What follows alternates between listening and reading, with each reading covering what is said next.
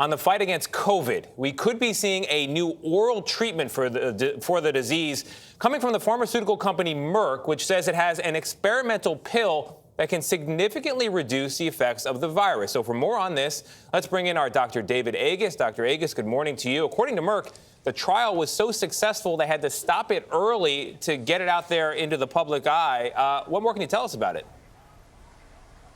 So this is a drug called molnupiravir, a name that kind of rolls off the tongue.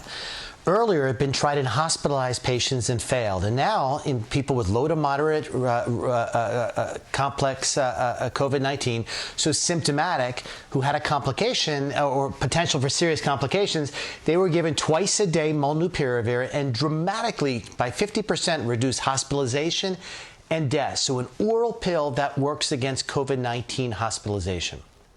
Dr. Agus, how does this compare to antiviral or antibody treatments, which are the current state of practice?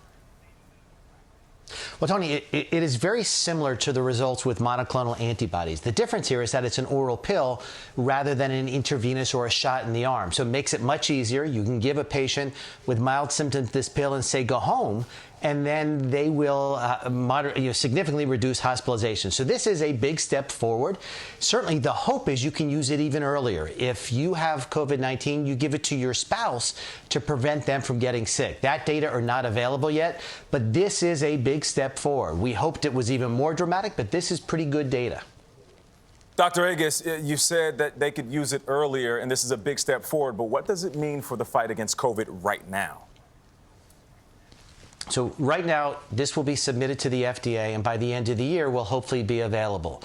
Merck will have 10 million doses of this completed by the end of the year. So this is something that, in the war on COVID, can start to be used right now. And as soon as it's FDA approved, we can start to prescribe it to patients rather than them having to come into an emergency room and be given intravenous therapy of an antibody or a shot of an antibody. They can get a pill. And so this certainly makes it much easier to treat. And in the end, will probably save many lives. Dr. David Agus, thank you so much for joining our show early.